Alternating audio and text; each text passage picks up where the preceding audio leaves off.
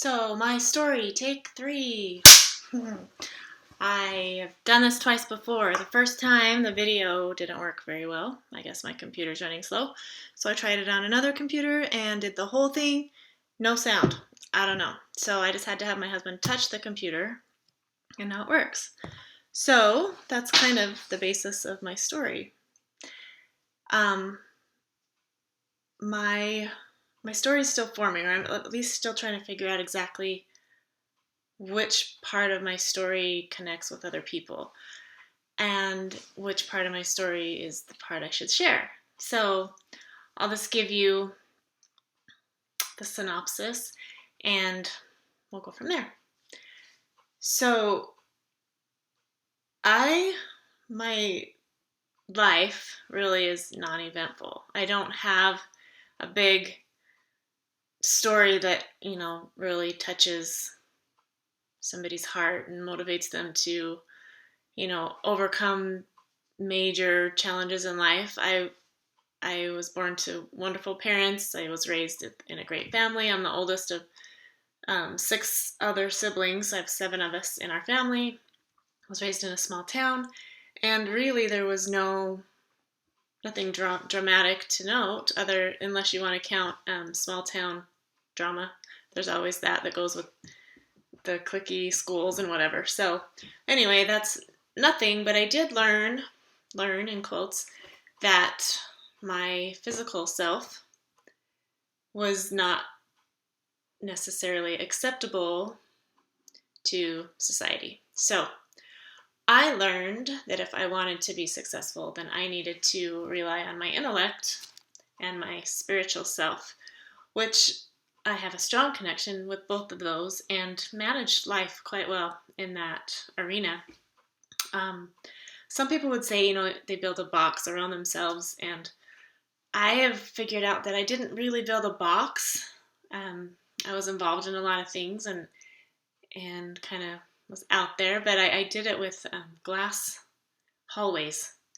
So I perfectly constructed every area of my life so that I could be a part of life and I could partake of life, but I could do it protected behind these glass walls along my hallway. So I could participate, I could be a part of the group from my perspective, but from their perspective, I was kind of invisible, and that's the way I liked it. And I really, like I said, I functioned quite well that way until just recently. And then I've learned that doesn't really work, or it's not working anymore if I want to grow to be the person that I know that I am and that I was meant to be. So, really quick story. I met my husband when I was 19. 3 months later, we were married, and it's been amazing. We just celebrated our 25th wedding anniversary. One of those we were meant for each other stories. And anyway, he's amazing, and he has the ability to do whatever he wants to do. And he doesn't just do it, he becomes the best at it. And that's just how he is. It's the way he's always been. When he was a mechanic, he's the best mechanic in the shop, and he really understood cars, and he really worked well with the public and really served people in that, and always went over and above and the extra mile. He wanted to learn to play the drums so that he could be, not just to learn to play the drums, but so he could be in a band with my brother and actually perform. He's not musical necessarily, but he became that way because he wanted to. And just everything. Like if he's going to play tennis, he's going to learn how to play tennis. He's going to not just play you, he's going to beat you. That's my husband. And he does it. So when he figured out that mechanicking wasn't his purpose, he, long story short, decided to try network marketing and pushed and persevered and put himself 100% in. If he's going to do anything, he's in it all the way. And worked his way to the top of the company and the top leadership. And just a lot of people know who he is and look up to him and respect him. And I realized I wanted to be a part of that. I am a great supporter. I have always supported him and love him and respect and honor him. But I was feeling like I wanted to be a part of his world more than just at home. I wanted to be a part of his life and his exciting part of his life. So I didn't know how. I didn't feel like I had earned the right to be there. He asked me to join him on stage when he was recognized as a millionaire in the company.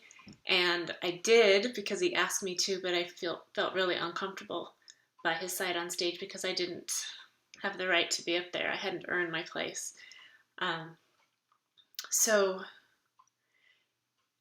he was going to attend a training with David Wood in Belize, and I had never met David Wood, but all I knew is that my husband wasn't going to go spend a week on an island in Belize on our anniversary without me.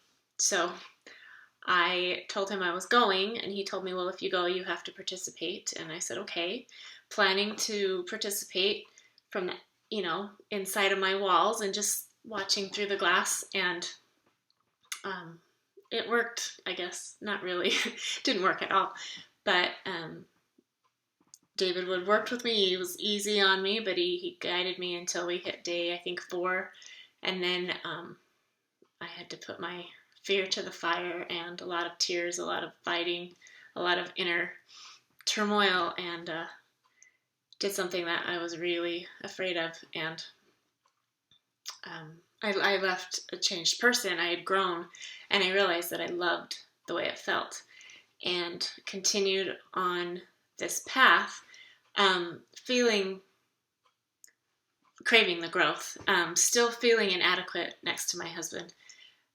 He had started a podcast that was becoming quite popular. A lot of people were listening, and a lot of people were really learning things, and he was, just showing his greatness and his light all over the place. And I, again, wanted to be a part of that, but I just didn't feel like I had anything to share. I knew I had something to share. I just didn't think anybody would want to listen.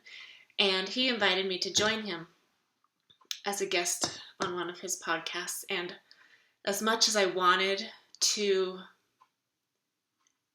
be a part of his world, I was really afraid.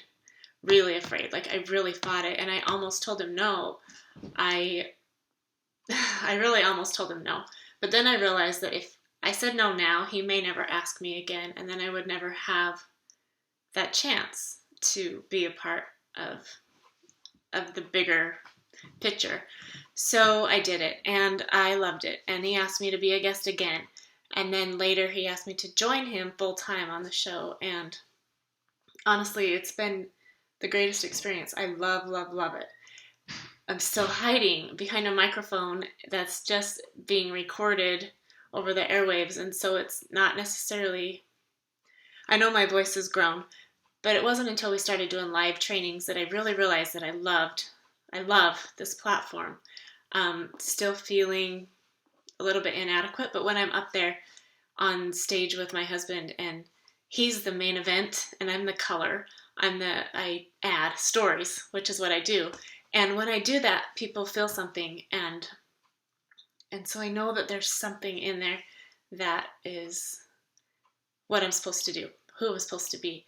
And when Lisa Nichols shared with us today that we should never let somebody else's genius make us feel like we don't contribute, that really hit me. And I realized that I do contribute to the power of the show, and I have something to contribute. So I really was grateful for that, and I'm grateful for this opportunity. And that's my story. Thank you.